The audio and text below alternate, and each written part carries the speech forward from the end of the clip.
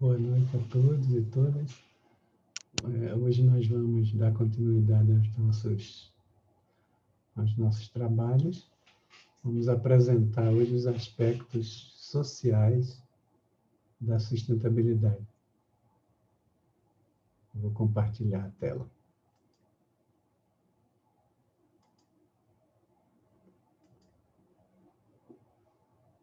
Então,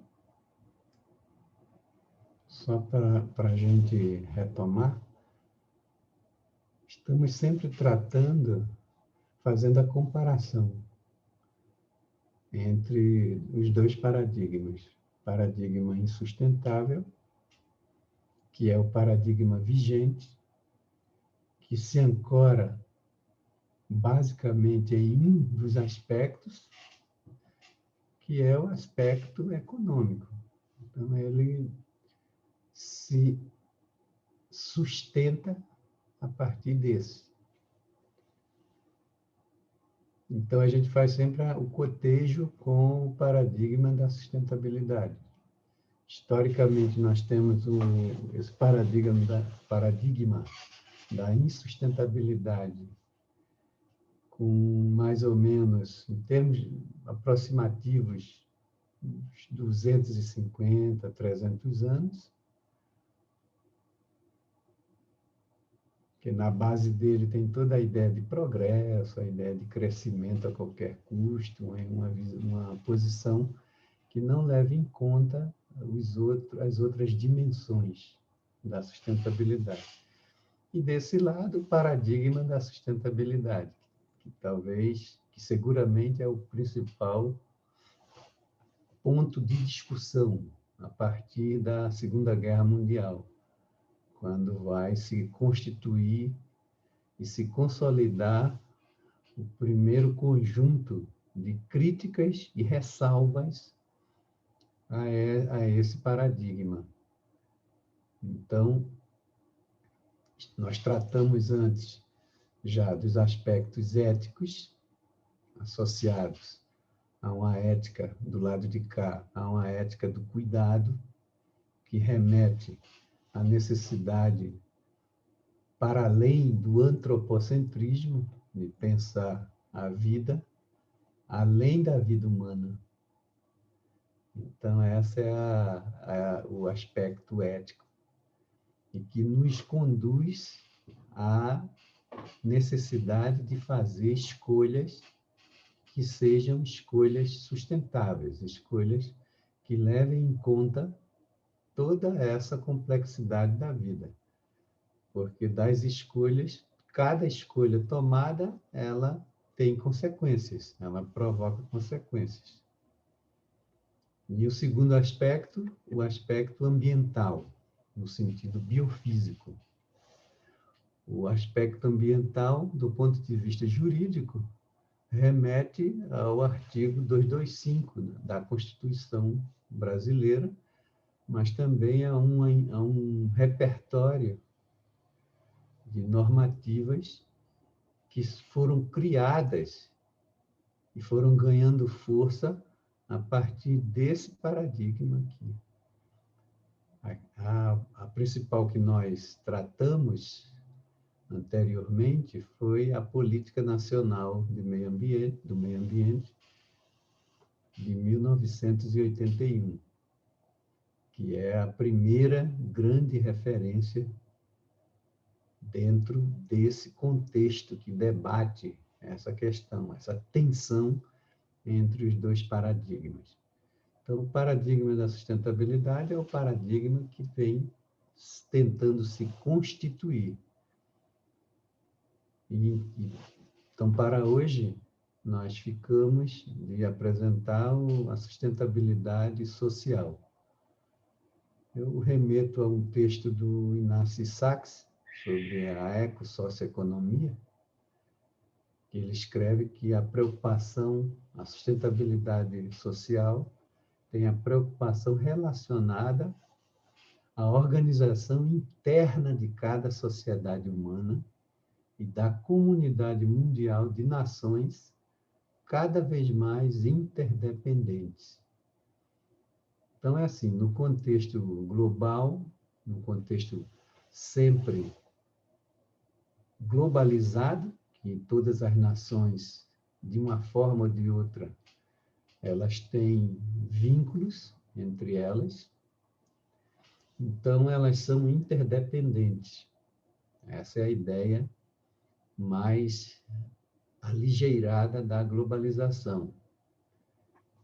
E nesse sentido, essa interdependência significa influência ou co-influência entre as nações. Então, significa que são grupos que coexistem, que mantêm pontos de contatos entre si, seja por meio do comércio, da economia digital, da economia financeira, das tecnologias digitais.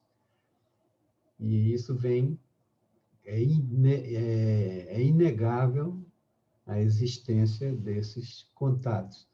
Mas é a partir dessa ideia de uma comunidade global que contém subcomunidades, que são as nações, os países, e dentro de cada país tem sua especificidade, a ideia de Estado-nação, é dentro disso que, do ponto de vista da sustentabilidade, a gente pode apresentar alguns indicadores do que seria a sustentabilidade social, ainda dentro desse quadro global. Então, haveria, ou haverá, ou há sustentabilidade social quando a gente percebe entre essas nações a ausência de guerras, a ausência de violência mútua ou recíproca, falando de país para país, né? A ausência de anomia social. Anomia significa não ter normas, porque nomos é norma. Então, um estado de anomia é um estado caótico, um estado de ausência de normativa e de regulamentação que garanta a convivência entre as nações. E ausência de regime político não totalitário. Os regimes totalitários, os exemplos são os exemplos da primeira fase do século XX, os regimes totalitários, né?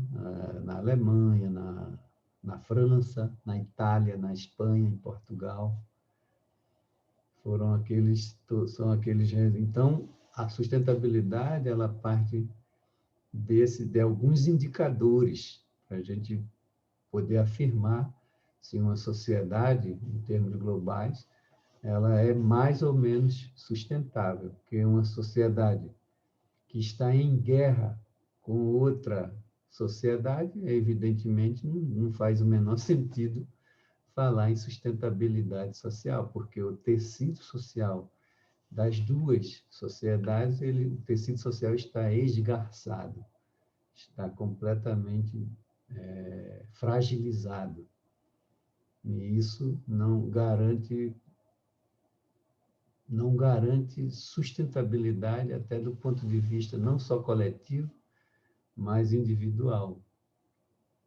Uma sociedade que convive com outra de forma violenta, é evidente que não tem como falar em sustentabilidade. Por exemplo, tivesse o Brasil em guerra o tempo todo com os vizinhos, com a Argentina, com a Bolívia, com o Paraguai, com a Venezuela. Não teria... Isso seria um obstáculo para pensar a sustentabilidade social. Bom, esses seriam os indicadores na perspectiva mais negativa que a gente vai observar. Agora, do ponto de vista positivo, essas nações, elas dá para a gente falar em sustentabilidade social quando existe um grau, e isso é possível mensurar, um grau maior de equidade do ponto de vista da pirâmide, né, socioeconômica, por exemplo.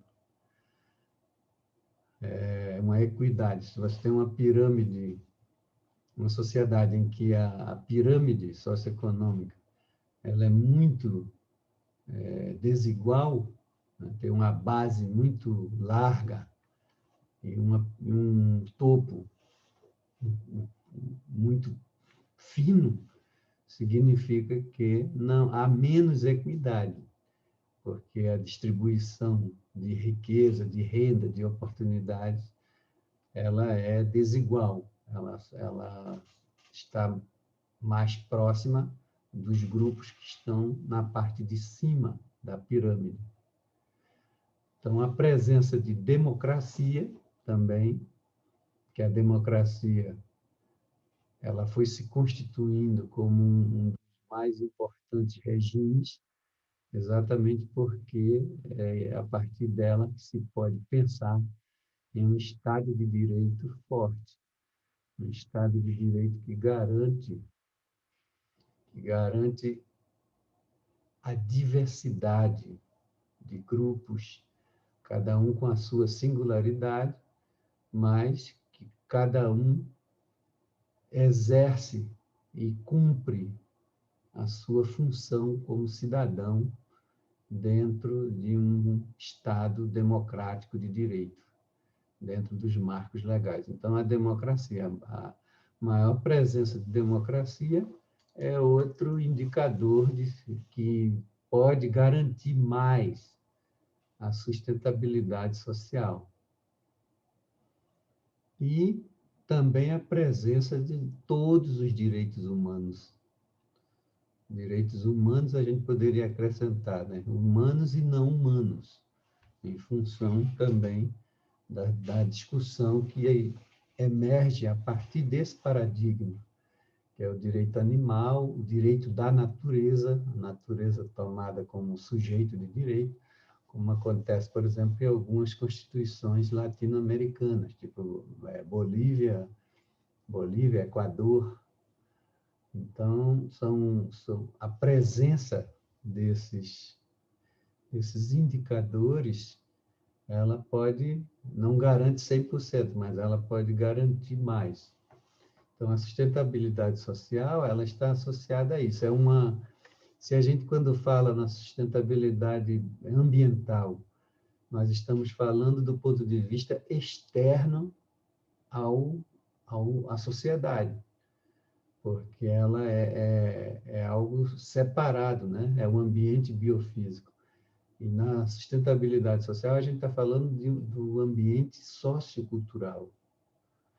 Então, é interno. Então, se há problemas nesse ambiente sociocultural, são problemas internos que precisam ser resolvidos da melhor forma possível para poder se almejar uma sustentabilidade social.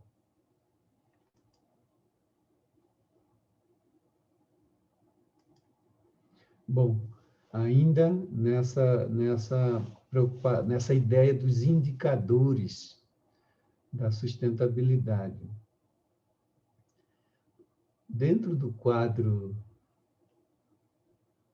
geral da reflexão mais profunda e mais global sobre a sustentabilidade social, o que se constata é que não há escassez para muitos grupos sociais, muitos países, muitas regiões do planeta.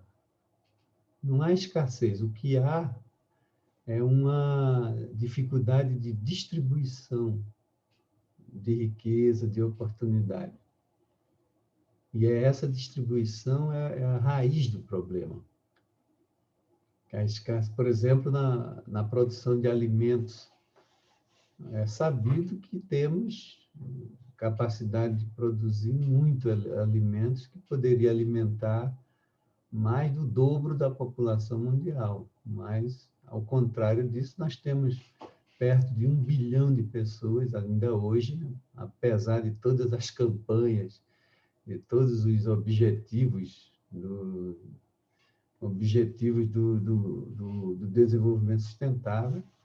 Apesar disso, não há, a gente ainda encontra quase 1 bilhão de pessoas em condição de indigência, de miserabilidade. Então, os itens A e B são indicadores importantes porque não é a questão da escassez, que falta algo.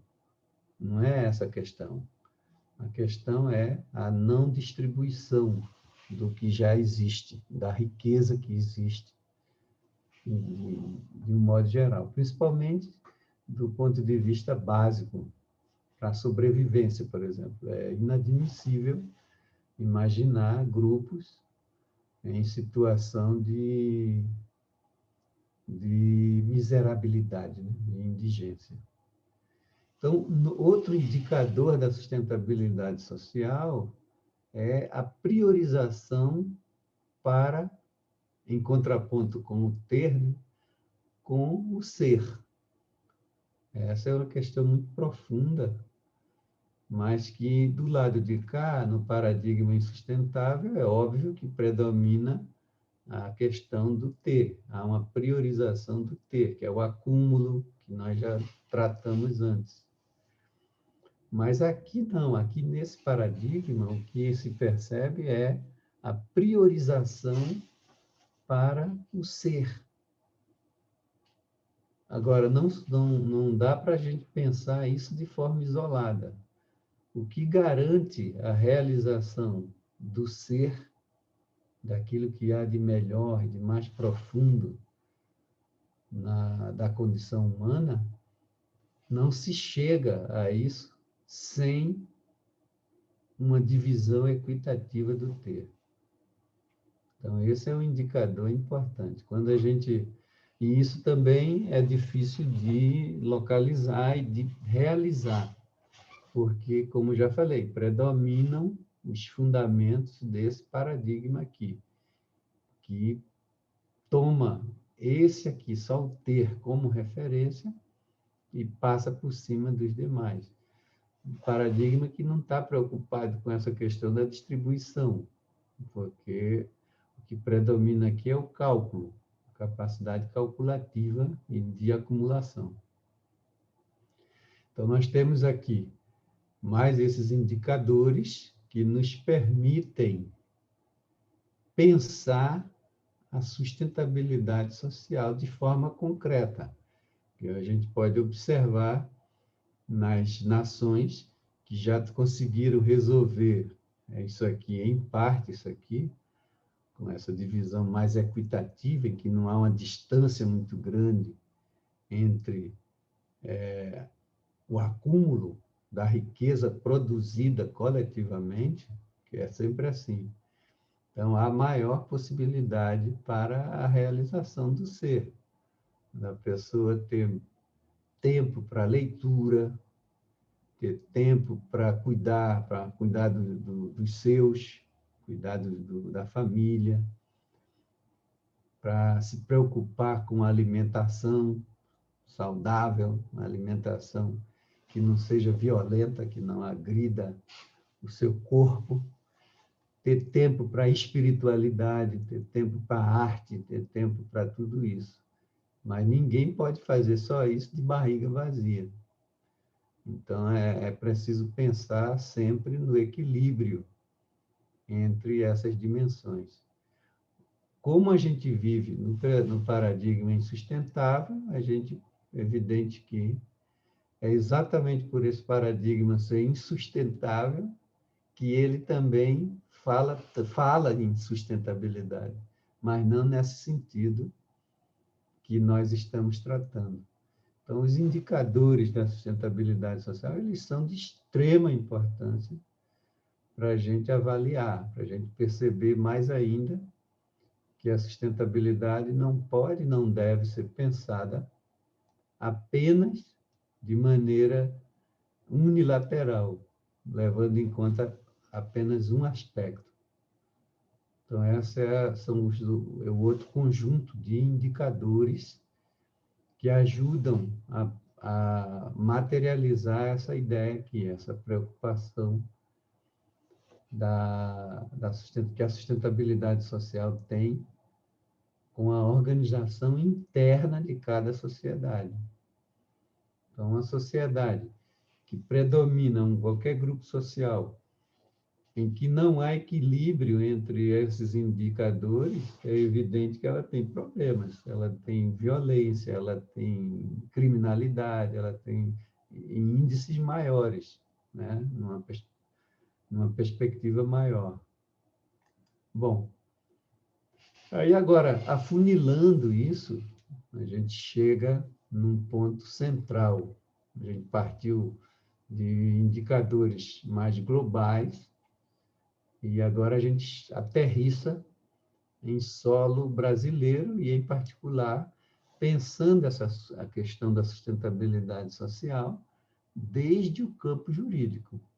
Então, a gente vai encontrar a ancoragem da sustentabilidade social em termos constitucionais, remete ao artigo 3º, ao artigo 3º da Constituição, que se propõe ou recomenda que a garantia do desenvolvimento nacional e que esse desenvolvimento ele precisa estar sempre apoiado na sustentabilidade. Porque a ideia é tomar a sustentabilidade como um princípio fundante. Então, esse desenvolvimento ele não pode se assemelhar a essa ideia de crescimento pelo crescimento. Porque o desenvolvimento ele é muito mais amplo. Ele incorpora elementos éticos, incorpora elementos ambientais e o próprio elemento econômico que aparece aqui no paradigma da sustentabilidade, ele se diferencia desse, porque trata-se de uma outra economia, isso eu vou tratar na próxima aula. Então, aqui, na verdade, esse desenvolvimento nacional, ele também está levando em conta, fundamentalmente, os indicadores que eu apresentei antes, que são todos aqueles indicadores em que o tecido social ele não pode estar esgarçado, fragilizado. Então, é uma perspectiva mais larga para pensar essas condições de produzir riqueza. Trata-se de um desenvolvimento que quer dizer produzir riqueza, porque não tem como abrir mão disso. A gente não aprendeu a viver só que nem as árvores, que elas não precisam de muita coisa, só precisam ter a luz do sol e a água, um pouco de água no solo. Tem umas plantas que precisam de muito pouca água e elas crescem na direção do sol. Então, a árvore é uma dádiva mesmo, porque ela é muito importante e tem uma extrema importância para todos, sem exceção. Nós não, a gente não. Nós, querendo ou não, nós precisamos, dependemos muito mais. A gente não consegue se virar sozinho, como esses sistemas vivos, né? Esses outros, as plantas. E depois, também, agora o que a gente vai comentar um pouco mais, a questão da erradicação da pobreza, da marginalização, a redução das desigualdades sociais e regionais. Esse talvez seja o ponto mais importante para se pensar a sustentabilidade social, porque a erradicação da pobreza é evidente que não é um problema apenas do Brasil ou de alguns países, é um problema geral.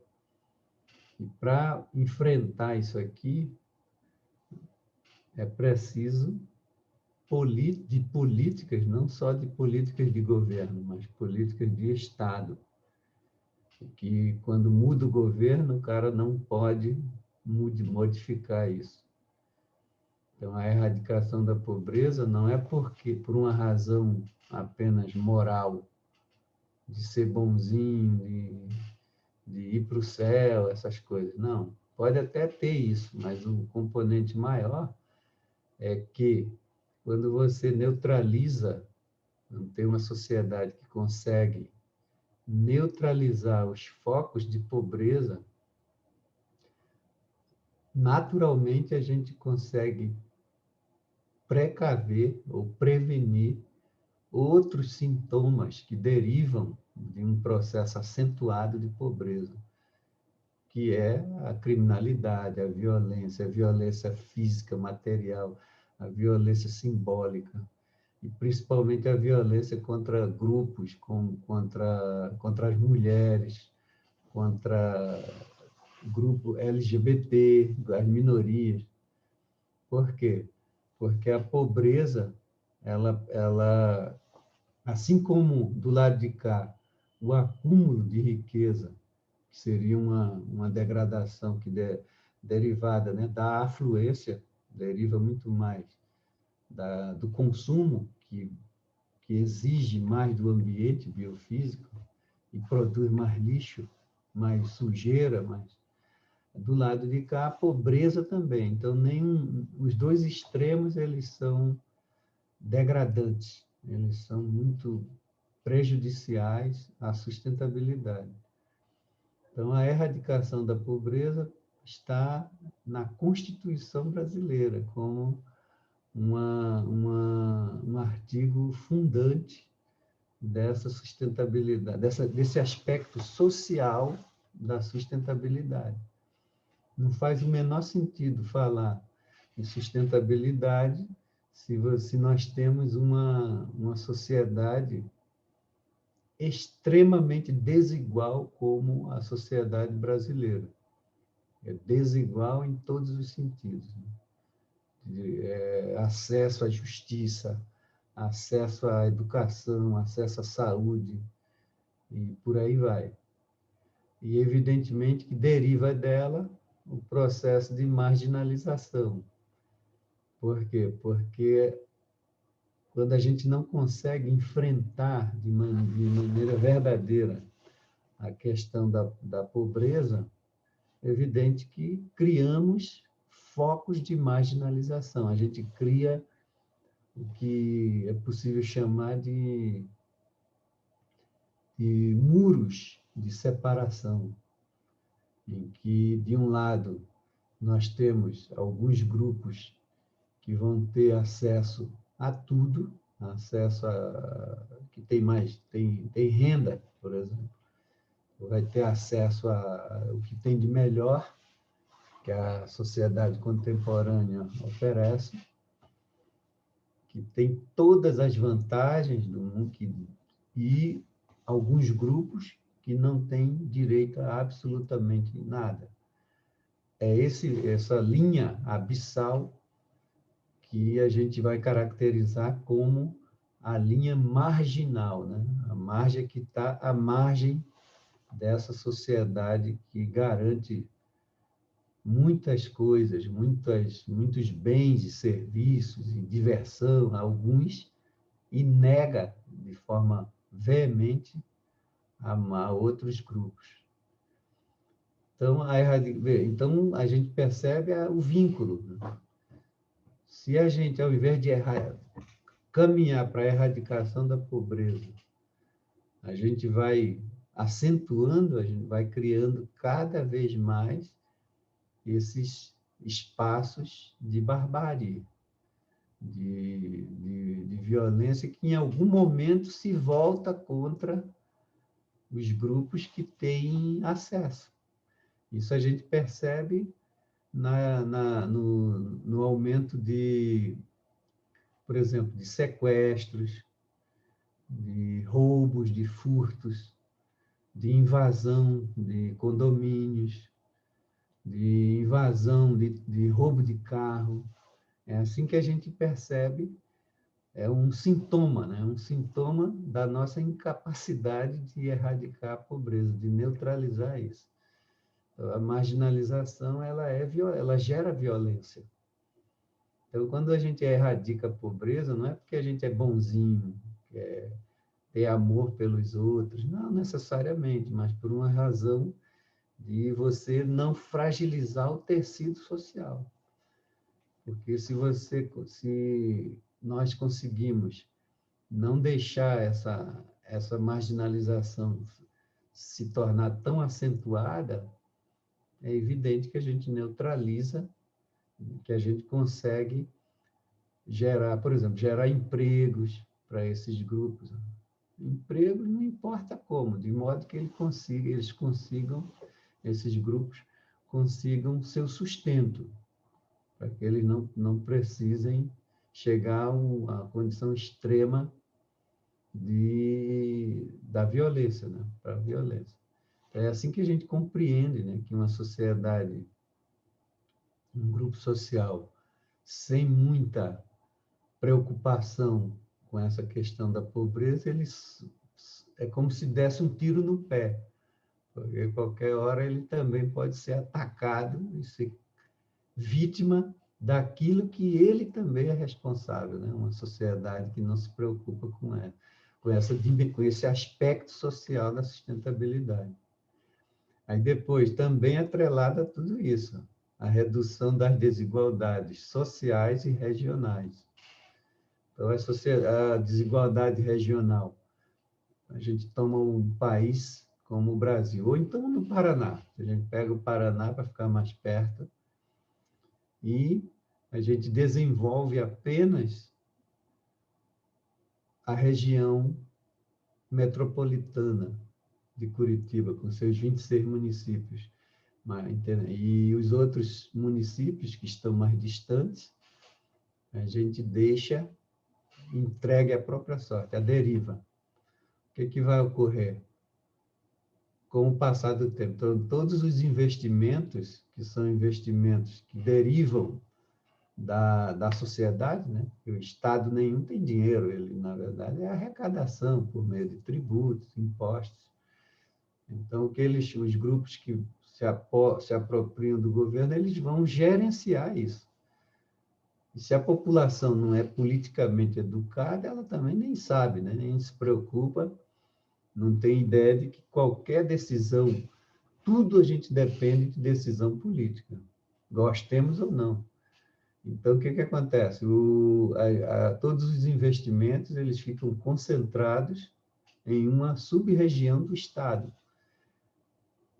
E os outros municípios empobrecidos, as pessoas saem, as pessoas migram e vêm para cá. Provoca o que a gente chama dos fluxos migratórios. E essas pessoas vão inchar mais ainda o espaço urbano, sem emprego, com dificuldade de se colocar. Então, a gente nota que aumenta mais ainda o foco de pobreza, de violência. Não é muito difícil explicar isso, entender isso, na verdade. Então, a sustentabilidade social, ela se propõe, e está na Constituição, a se prevenir em relação a tudo isso. É evidente que muito pouco foi feito, né? Porque de 1988 para cá, a gente vê que os resultados, os dados são pífios, são muito poucos, porque não se leva em conta esse aspecto social da sustentabilidade. Então, isso nos remete à ideia de que social está vinculada à ideia de aproximação das pessoas. Não significa que elas vão todas ser amiguinhas, tal, mas é uma aproximação que remete a relações de cooperação, né? No que se refere à produção e consumo. Isso é muito comum em comunidades tradicionais, que não têm apoio do Estado, que não têm apoio do mercado, não tem de nada. Então, eles se obrigam a criar mecanismos solidários e coletivos para poder sobreviver que individualmente eles não teriam condição.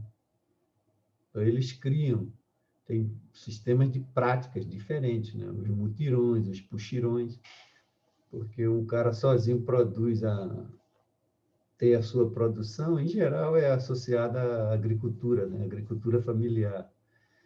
E ele não tem dinheiro para contratar gente para colher. Tá? Então, a comunidade, cada dia da semana, vai na casa de um e faz todo o serviço e depois faz essa troca. Isso é o que chama de mutirão ou puxirão. E é assim que eles conseguem sobreviver, porque é mais um processo de troca. Primeiro, o que eles produzem, eles trocam, fazem a troca entre eles, só o excedente é que eles tentam levar para o mercado. Então, é uma outra lógica, a ideia de uma sustentabilidade social, ela se apoia nesse princípio, não no princípio que reina nesse paradigma aqui, que a gente conhece muito bem, que é o princípio da exacerbação do ego. Uma ideia exagerada do ego, do individualismo. Né? A nossa formação ela está ancorada aqui. Então, às vezes, a gente tem dificuldade de compreender isso aqui. Mas a sustentabilidade é exatamente isso. A sustentabilidade no aspecto social. Né? Bom, aí, derivado do artigo 6º da Constituição também, que é esse aqui, o artigo 6º, é possível a gente construir essa tabela, né? Uma tabelinha com esses indicadores. No primeiro ponto, indicadores que apontem, né, para uma redução de desigualdades e preconceitos em relação a isso. É tudo constitucional, mas nas principais constituições do mundo, nos países modernos, tem de formas diferentes, mas existem esses indicadores. Então, aqui eu colhi do livro do Sachs também, mas é uma discussão constitucional que aparece nas principais marcos normativos. E todos eles estão associados ao aspecto social da sustentabilidade, vinculado aos outros, que a gente está discutindo também. Então, redução disso aqui. Ó. Vejam os indicadores. Em relação à origem. Está ligado muito, é uma discussão muito forte, por exemplo, na Europa, mas aqui no Brasil também, entre as regiões. Então, vamos falar do Brasil primeiro. Então, você tem aqui no Brasil as regiões mais que se consolidaram, né, mais a partir da industrialização, tá? Porque houve investimento, houve todo um direcionamento para isso, que foram escolhas políticas, de grupos políticos, e que, evidentemente, transformaram algumas regiões muito mais indicador de crescimento econômico, não necessariamente de desenvolvimento, mas de crescimento. Então, a gente tem a região sudeste, no Brasil, que tem um PIB muito forte, e regiões do norte e nordeste que têm mais dificuldades.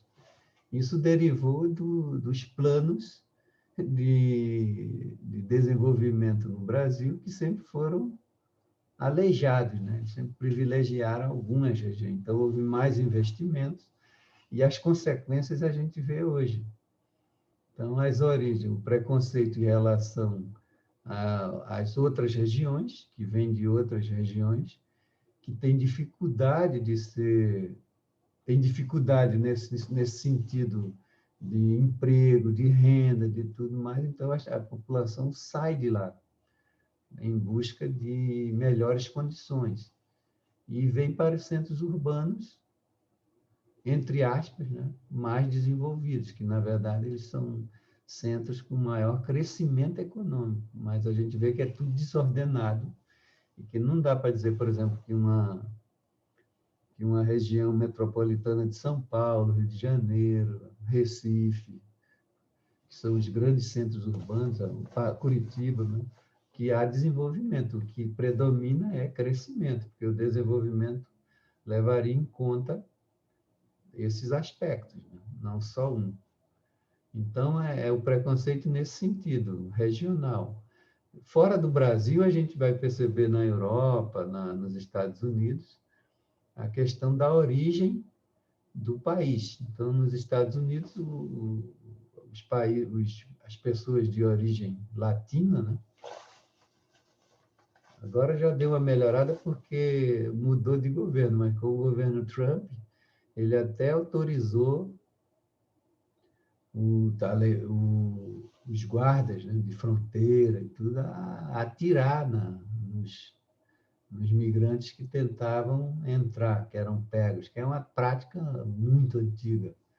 Eles, desde o Brasil até o México, que é vizinho, o pessoal tentando entrar, tentando ir lá e fugir de alguma situação de desconforto. Às vezes é pobreza, às vezes é violência nos países da América Central.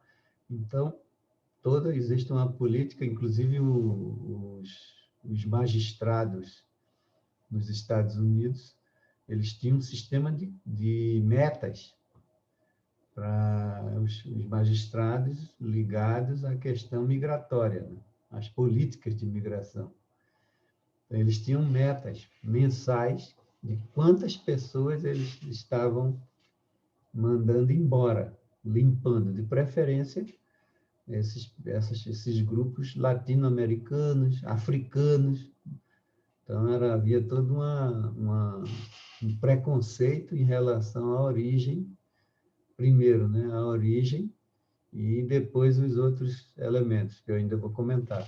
Então, na Europa também, o Mediterrâneo, que separa o continente africano do sul da Europa, ele se tornou praticamente um cemitério, porque os grupos fugindo, né, de toda a situação complicada no continente africano, eles tentam condições melhores na Europa e tentam atravessar de qualquer jeito.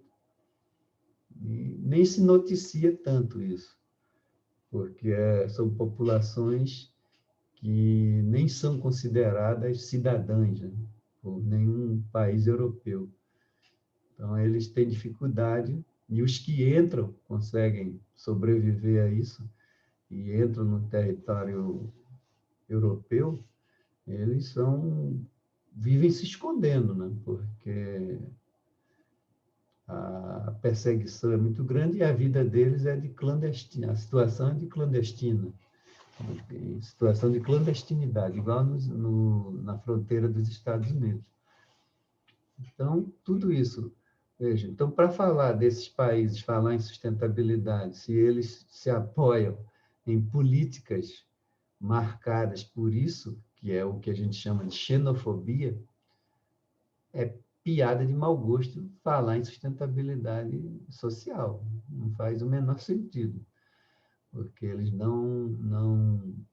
discriminam mesmo, não só no discurso, mas eles perseguem e botam para fora mesmo. Tem muitos estudos, documentários, enfrentando essa questão, tanto nos Estados Unidos quanto na Europa. Depoimentos de pessoas que passaram por isso, que estão nessa condição. O segundo, o preconceito em termos de raça. Raça aqui não é no sentido da cor da pele, tá? É um conceito muito mais amplo. Tem a ver com alguns grupos considerarem outros grupos menos humanos. É nesse sentido, essa concepção de raça. Então, é um racismo. Né? O racismo é nesse sentido. Por exemplo, quando ocorreu todo o genocídio contra o povo judeu, contra os ciganos, porque não era só contra os judeus, contra os ciganos, contra os homossexuais, no período do nazismo, aquilo ali é um exemplo desse conceito de racismo. É como se fosse uma raça que não é tão humana quanto eu, que sou o grupo que estou praticando genocídio.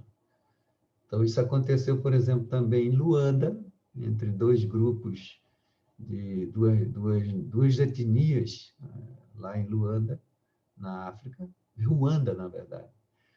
Eram os Tutsis e os Hutus. E um deles começou a perseguir os outros na década de 90 e para exterminar. Então, também é um exemplo de racismo, porque eles racismo nesse sentido. Eles queriam eliminar, eles se viam como superiores, eles se referiam aos outros grupos, às outras etnias, como se fossem baratas, que precisam ser extintas. É mais ou menos como o nazismo tratava os grupos judeus, ciganos e por aí vai.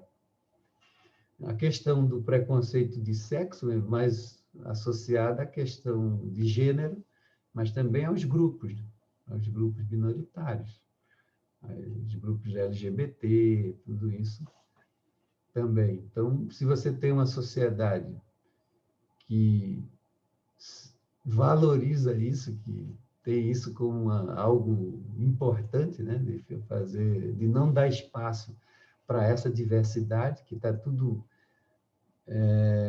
consolidado nos marcos legais, em termos de direitos, não dá para a gente falar em sustentabilidade social.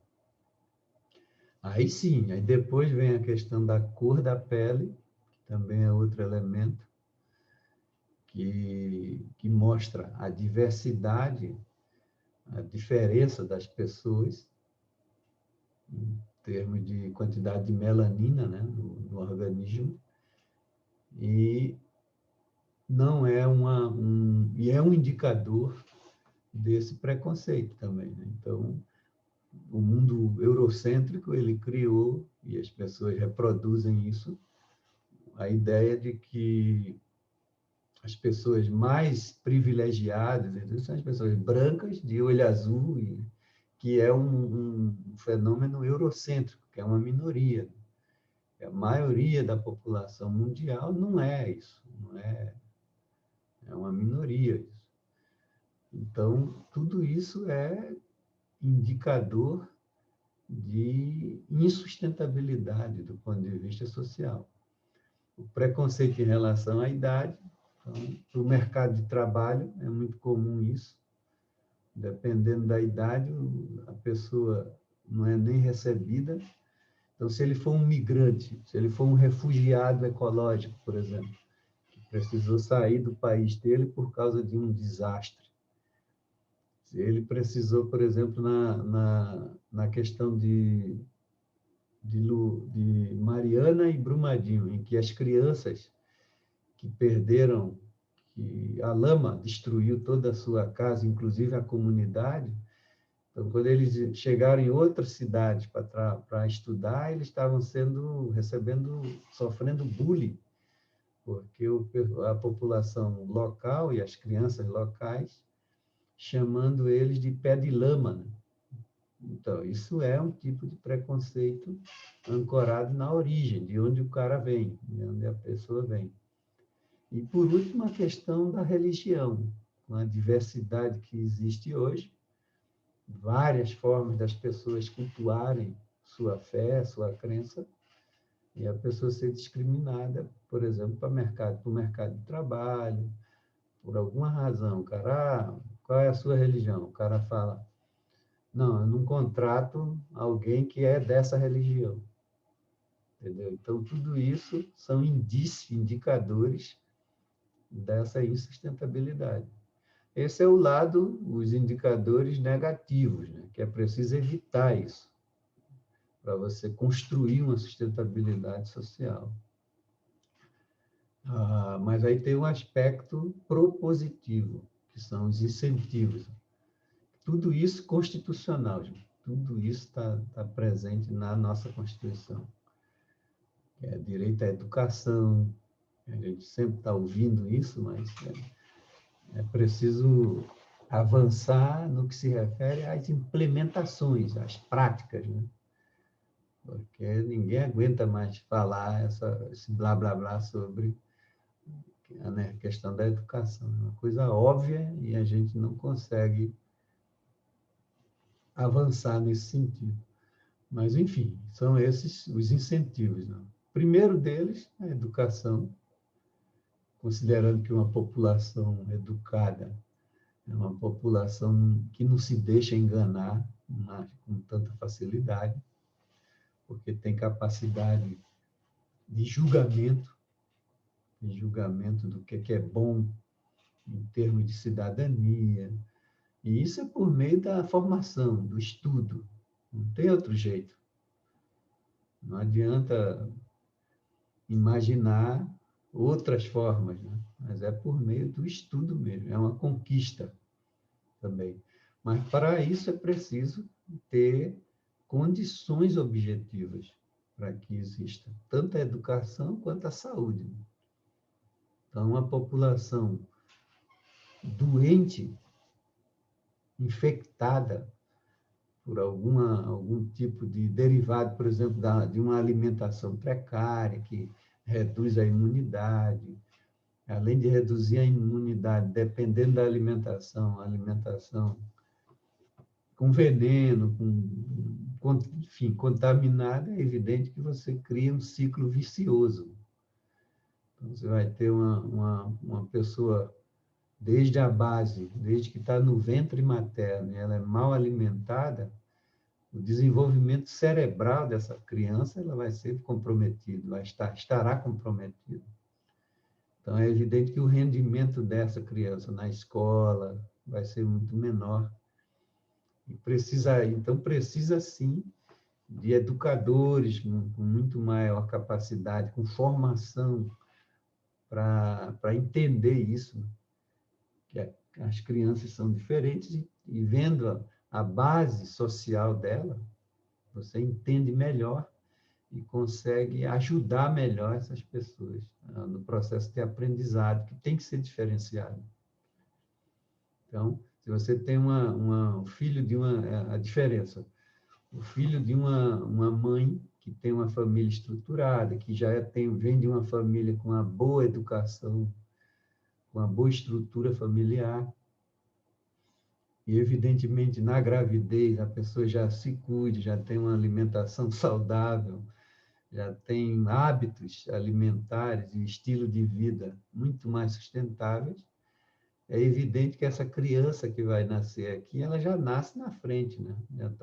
Porque ela já nasce com a capacidade cognitiva muito mais elevada do que a criança de uma outra família, que a mãe fuma crack, por exemplo. Não é? Entende? Essas são as condições de algumas mães situadas à margem. Então, é evidente que o desenvolvimento cognitivo dessa criança não vai ser igual à outra. Então, ela vai ter muito mais problemas de reproduzir o ambiente em que ela cresceu. Então, também a questão da alimentação, questão do trabalho, o mundo, a civilização do trabalho. Então, como se vai pensar uma sustentabilidade social em que as pessoas não têm possibilidade de gerar seu próprio sustento, ou se gera isso de forma precária? Por exemplo, uma uberização do mundo, né? Os caras trabalhando que nem loucos, ganhando pouco, exposto a todo tipo ao trânsito, a tudo mais. Então, tudo isso não são condições que a gente possa aplaudir isso, chamar isso de sustentável, porque não é. A questão da moradia, que é o outro indicador, né? O déficit de moradia, e onde que se mora. Então, se uma coisa é você também teve a chance, a sorte de crescer em condições de salubridade, em termos de moradia. Outra é você crescer, nascer nas cavas do rio, e a água toda semana invade a tua casa, que tem rato, que tem isso, tem aquilo. Então, são outras condições objetivas muito diferentes. A questão de transporte também, né? Que é outra transporte público, que dê oportunidade para os grupos em condição de maior vulnerabilidade encontrar o seu espaço na sociedade, direito ao lazer, segurança, a previdência social, que é uma preocupação com a geração futura. A previdência social ela está associada a isso. E também essa questão intergeracional, a proteção à maternidade, proteção à infância, tudo isso está ligado àquela questão de um direito intergeracional. Quando você tem uma sociedade que cuida das suas crianças, ela tem essa preocupação para além do curto prazo. E a assistência aos desamparados. Então, com esse quadro, a gente consegue ter clareza em relação de quais são os indicadores de uma sustentabilidade social. Para compreender melhor agora a complexidade da discussão socioambiental presente hoje, né, em todos os domínios. Então, a sustentabilidade social, ela é de extrema importância porque é uma sustentabilidade interna à própria sociedade. Quanto mais, todos os conflitos e desajustes que a gente vê, que a gente percebe numa sociedade, elas são indicativas dessa pouca sustentabilidade social. Você tem sempre um tecido social esgarçado, né? Fragilizado. E isso gera consequências muito difíceis de serem resolvidos de maneira rápida. Então, se não são enfrentados na sua base, na sua raiz, a gente continua reproduzindo um ciclo vicioso. É como o cachorro correndo atrás do rabo. Uma sociedade pouco educada, é uma sociedade preconceituosa, e por aí vai. É uma sociedade que é violenta fisicamente como simbolicamente, que é intolerante. Todos esses elementos, eles só comprometem esse aspecto da sustentabilidade. Então, é isso. Por hoje, seria essa mensagem. Para o próximo encontro, a gente vai tratar dos aspectos econômicos da sustentabilidade.